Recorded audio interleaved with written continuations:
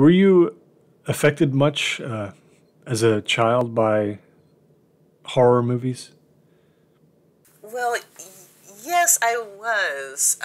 What I was interested in and what I felt very deeply when I would experience it is that feeling just of fear and suspense. And I realized that that horror movies really was where I needed to go to get this on a regular basis. That sort of feeling of danger and, get that heightened pulse, get the amygdala going. I was very afraid to watch them. I was very skittish about watching any gore or anything too scary, like even any particularly intense emotional responses by the people. Those also could frighten me. So I knew that I was curious.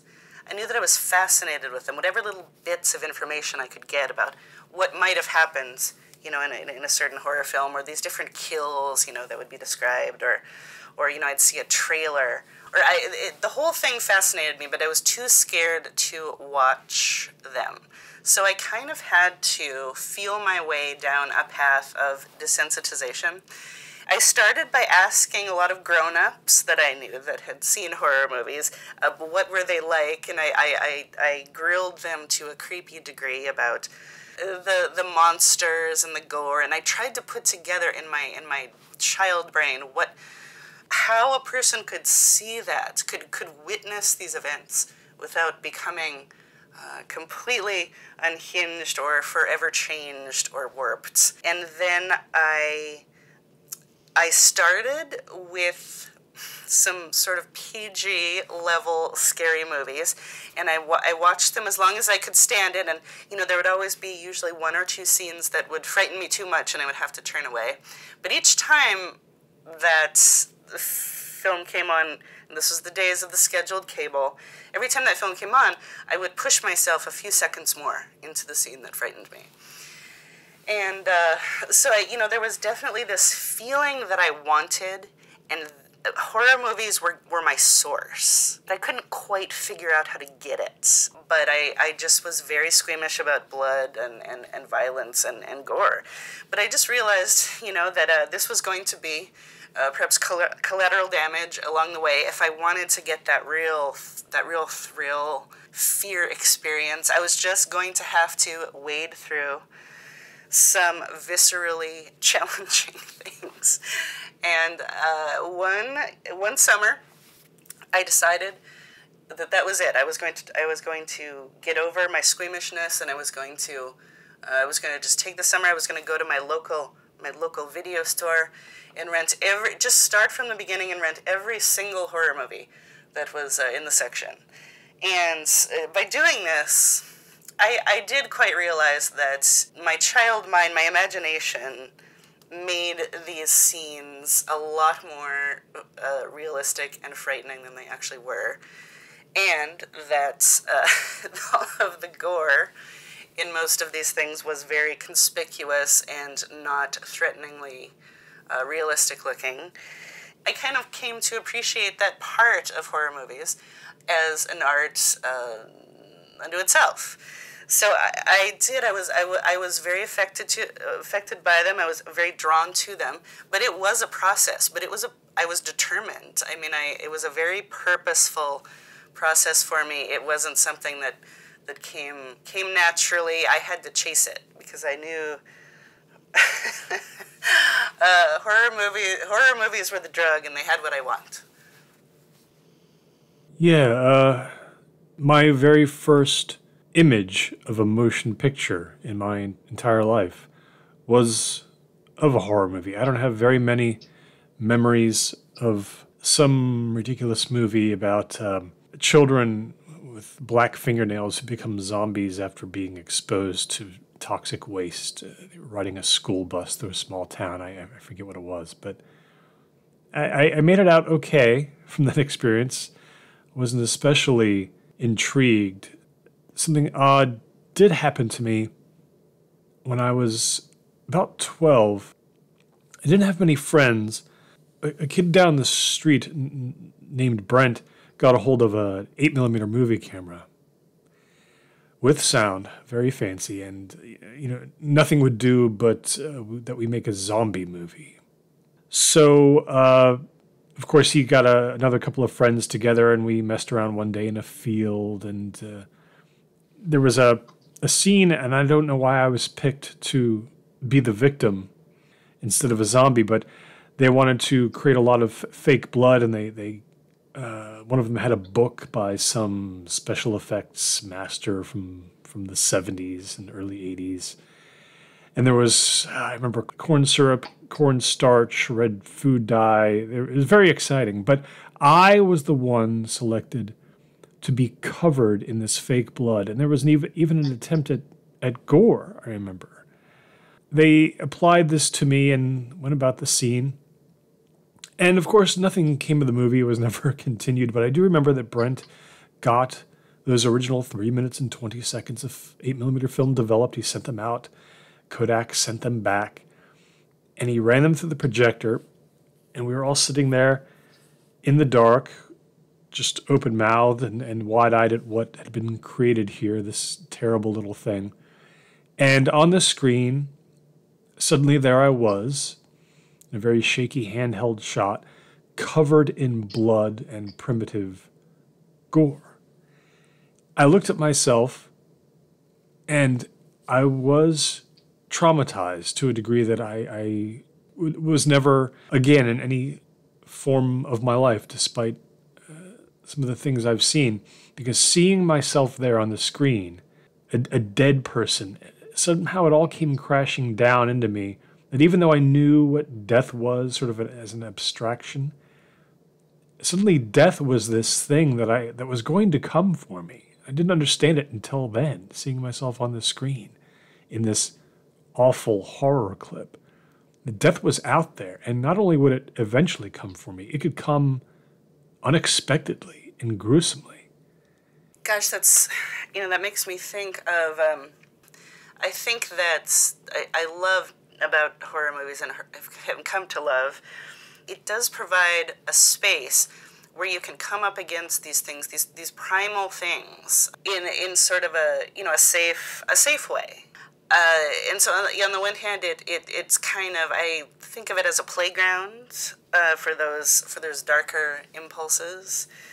And on the other hand, I wonder, one of the reasons why gore, I think, is, blood and gore is so upsetting, is that, especially as children, our encasement, our body, inside our skin, inside our skull, just we're the self-contained, everything we know of the world and experience is this self-contained unit, and the idea that barrier can be ripped open, and our very psychology, everything is housed in this capsule, and to find out, to be presented with the fact that all that is actually, like everything else, just matter that can be destroyed is quite horrifying. I mean, I wonder with, I always usually think that mostly on horror films everyone's having a pretty good time, but it probably depends on a lot of things you're bringing to it. But, how thoroughly does the nervous system bounce back, after these enactments, especially if you have to repeat them over and over and really dial into that darkness and that fear and that desperation. I mean, I can't help but really think that it's impossible not to take some of that with you.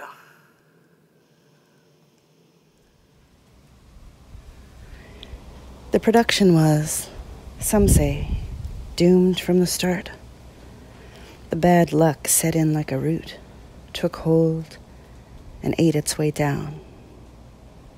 For instance, an episode, or just one day.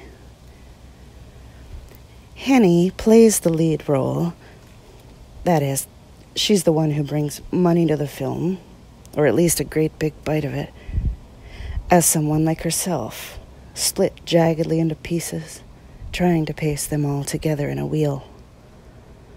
The story is set in a hot place, but it is actually jarringly cold, and so tricks are needed to maintain this lie. The actors stuff ice in their mouths between takes to hide the steam. It makes everything more difficult, and lots of scenes have to be reshot, not to mention what it does to the nerves. On this day, her character collides, wrecking and exhausted, with the man who's following her. She's finally tired. On this night, she'll welcome whatever ugly or handsome horror is to come. He wears a cassock, is demented on his path, and he's been there the whole time, haunting the alleys and sunken doorways and stairs down to cellar apartments, clutching and building a world in around him like a grave. He pours a smeared jar of gray water over the crown of her head to purify her, ostensibly, to serve some god. They have to do this again and again, and again. She can smell his body through the robes.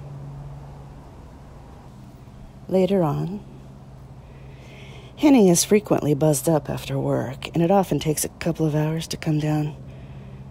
But this feels different. She perches at the little bar counter in her beige rental with shaking hands. She tries to let her thoughts run out. She imagines they will exhaust themselves like a dog. But they go to the fear place, the family house on the lake. I was afraid a lot, but the worst spots were on the porch. It was the end of it, at night, where the boards end, where they seemed to fly off down the hill into the dark trees. When the runt yellow light and summer and fall little winged things passed beneath and clanged against it dryly. And you could hear the sounds of the animals that passed beyond its reach, but you could not see. One night I opened the screen door, just a little, I'm not sure why, maybe because of the sounds. A man sat there. I saw his curved back.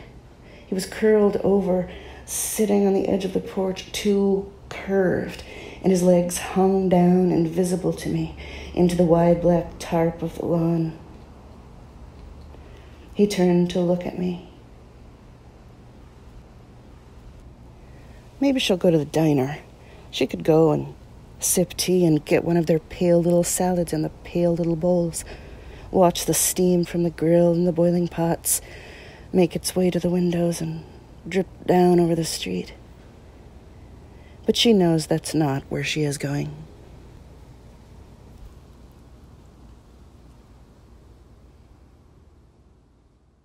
So what are you doing out there in the field this time around? I am looking into something related to what we're discussing. We hear these dark things about cursed films, troubled sets, and those rumors are well they may drum up some excitement for the film. They're not as we all know, there are reasons for everything usually. But there is a film, and it's not a well-known mainstream film, so maybe this is partly why these details seem to kind of stick around and simmer. It's a film called All the Better. Of course, those are beginnings of lines from Little Red Riding Hood, right? All the better to, I don't even recall, all the better to see you with, my dear. All the better to hear you with. It's kind of a plucky sounding title, but then, but it's actually quite sinister. It came out in the 80s. There's plenty of information out there about it. But I was speaking to some people about some of these events. I came out to this area where part of the film was filmed in a studio lot in California, and then part was filmed on location, as sometimes happens. I came to this area, which is gorgeous. It's this mountainous rural area where there are smaller towns, which are, of course, for filmmakers, reasonable to shoot there. And there's these, it's gorgeous. There's these dramatic mountain backgrounds, and all these towns, and winter's starting to set in. It was an old mining town, and I just started to talk to people who were here when the filmmakers came to town. It wasn't one of those large productions that sort of took over the entire area, but there were the actors were here, and the director, and a crew. Details have emerged in later years about how difficult the making of this film was, largely due to biographies and autobiographies of the people involved coming out and sharing details. Both of the lead actors, they were in very different parts of their lives and careers, but they both kind of had these separate nervous breakdowns that really started on set. And the director and the screenwriter had these dark periods too afterwards. This film, just to exaggerate a bit, but it's in effect ended their careers, both of their careers. This is an unusual detail. The catering manager, the craft services guy, he actually committed suicide on the day of the film's release. There were insistences from all involved that the studio that they used to film parts of it was actually extremely haunted, which, if you think of all the turmoil that Hollywood is responsible for creating and magnifying, that's the part of the story that's it's fun to think about. But it also, I really wonder in this case, right? Because people really took on this darkness and took it away with them after the filming. The actor playing the man playing the priest was brilliant, or had certainly been, but had become over the assault of years brittle and ropey and drawn.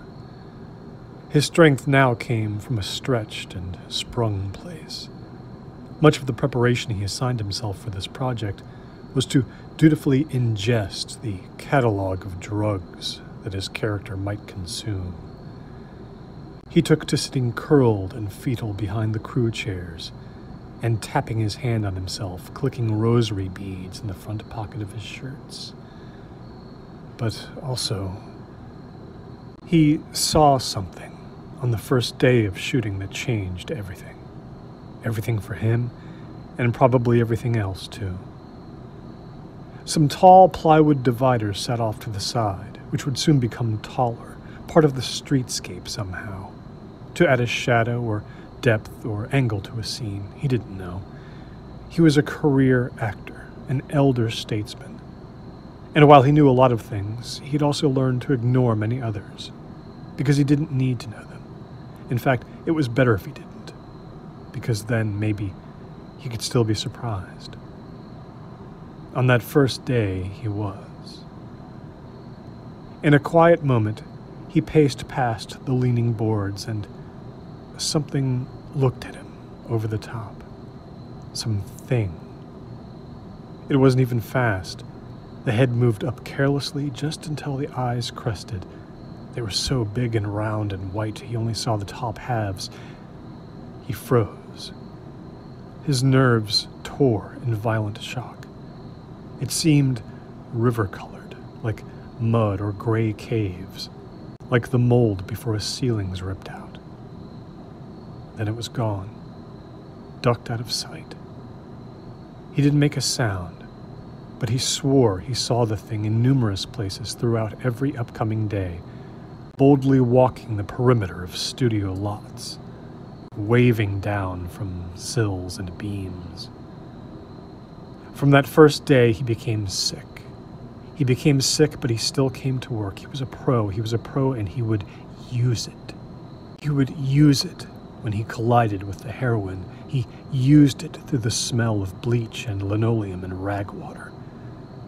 There was trouble with the scene at first, but as they both repeated it over and over, they started to sync up, and she joined him and clasped his arms in exhaustion, in resignation, and they mumbled a prayer, which dovetailed and got wilder as they went and flew off the tracks. After shooting that night, he walked back to his hotel. Considering the hour and the distance, this was unrealistic, ill-advised. But he had to think. All he could hear was the thing behind him now, getting stronger, taking more chances, ticking pebbles and bits of glass out in front of him as it hitched weirdly, unnaturally, along. "What's that?" he asked in front of the dailies. "That shape there." He could smell it now, like dank wet leaves. "Nothing. I don't see anything. A shadow. It's fine. We're using that other take anyway."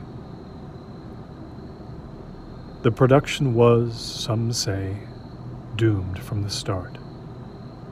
The bad luck set in like a root, took hold, and ate its way down.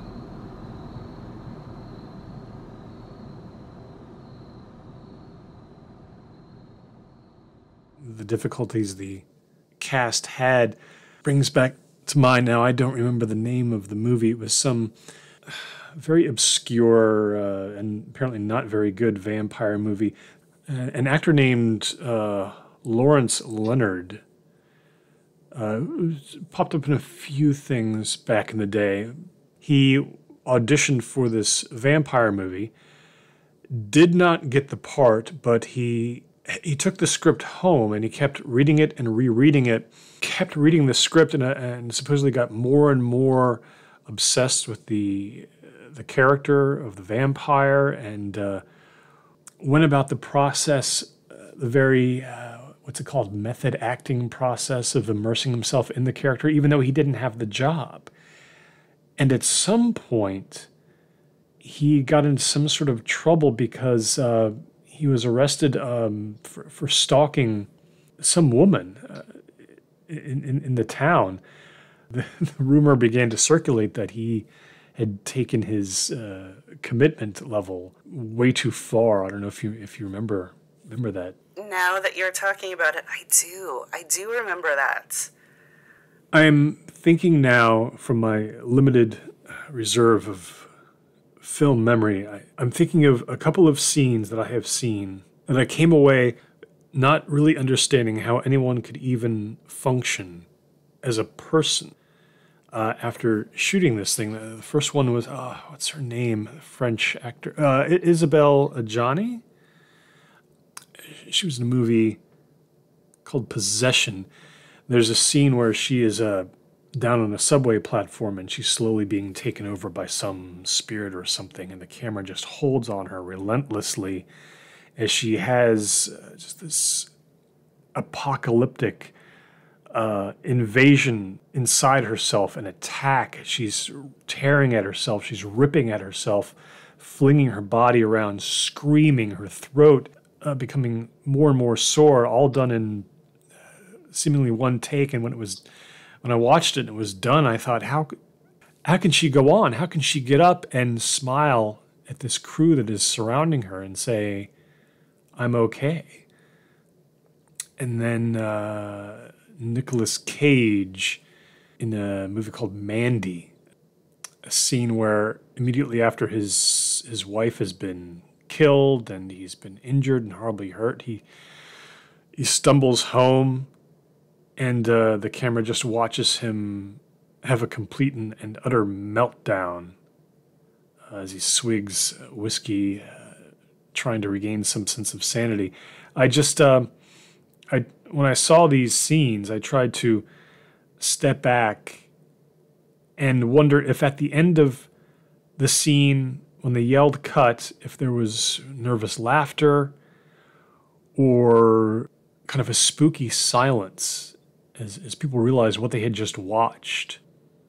There must be out there actors that we think of in one way, but they've been in very difficult to shoot horror movies where they they were subtly changed by the experience, and we will never really know that because it's not the kind of thing that they're going to talk about in their autobiographies. It's not the kind of thing they're going to share with interviewers.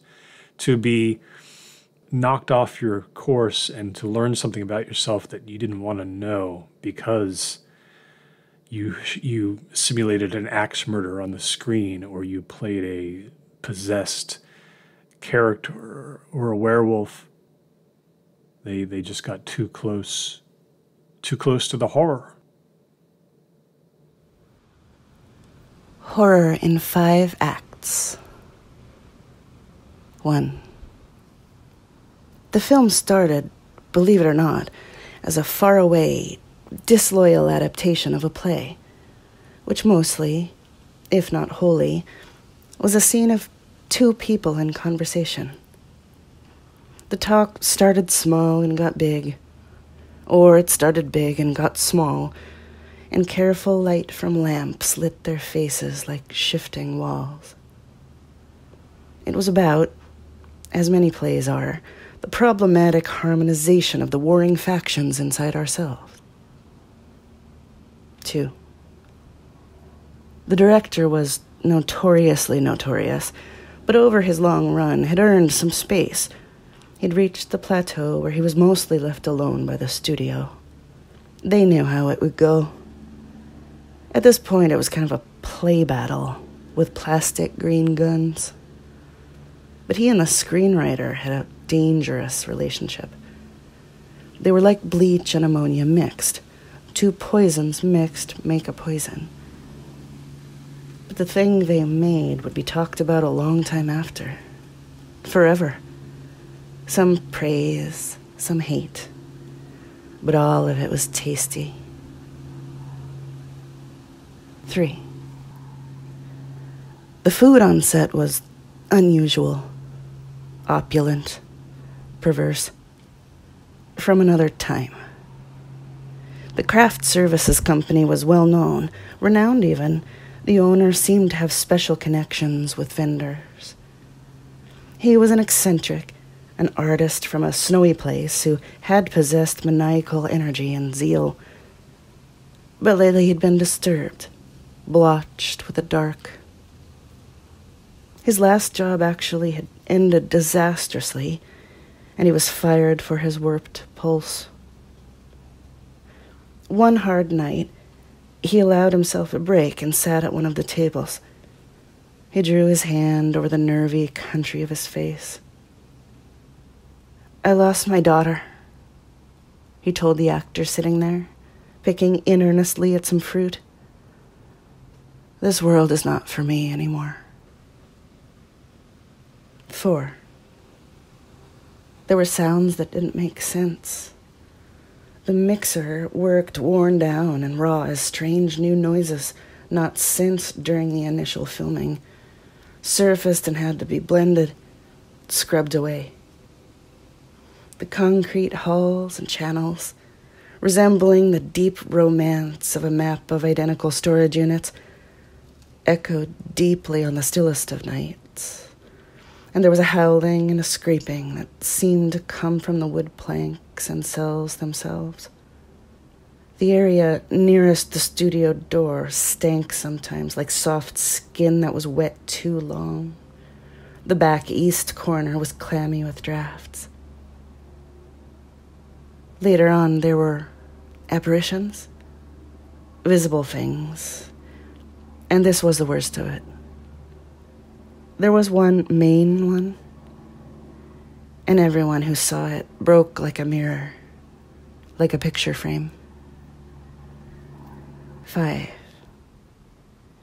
The horror movie it became, horror, that most beautiful of words, musical, windy, is an odd jewel box of a film. Pink suits and white neon coffee tables. Doorknobs of blades. A pastiche of a tale, Little Red Riding Hood wanders the pre-dawn streets, a wolf in preacher's clothing emptying his body behind some bent metal cans. The intent was, like many attempts on many things, to turn it on its head. But the turning is usually forced and not that interesting. And the turning is not even really a turning. Like most people, it wasn't trained. It wasn't vetted to hold weight. Like a cardboard container, it wouldn't hold. Like everything, it has to start somewhere. So here we are. The bad luck set in like a root, took hold, and ate its way down.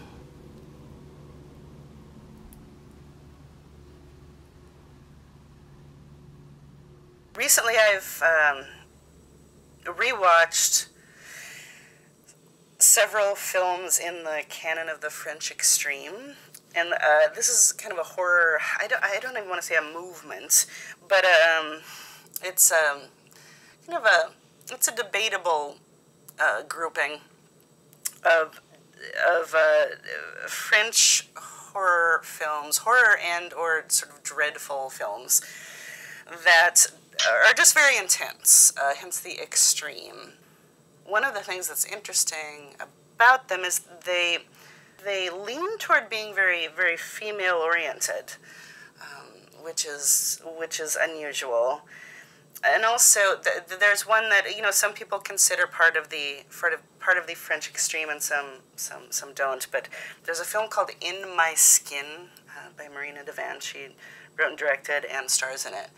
This is about a woman who, I don't even want to say self-mutilation because we all have an idea about what that is. But it's a woman who, she's well-adjusted, she's professional, she's in a healthy relationship. She's at a party one night and she falls out in the yard and she gets a cut on her leg, and just doesn't quite realize at first how bad it is. Until she gets a moment alone and notices all this blood, and so she has a minute to inspect it. But this kind of shatters her in a way that she becomes almost immediately completely preoccupied with cutting herself, but it has nothing to do with the sensation of cutting or stress relief or any of that. But it's as if she has been presented or has suddenly realized that she has this whole undiscovered country inside her own body, and she begins to sort of cut herself, almost like she's trying to see inside. She even begins to taste parts of her own flesh. It's like she's trying to be outside and inside herself at the same time. Part of seeing this, there's a prolonged scene where she's looking at herself in a mirror while she's making these sort of doorways and cuts in herself, and the way she is sort of blankly gazing into her own eyes, it made me think of, we all have these thresholds with visual violence, right?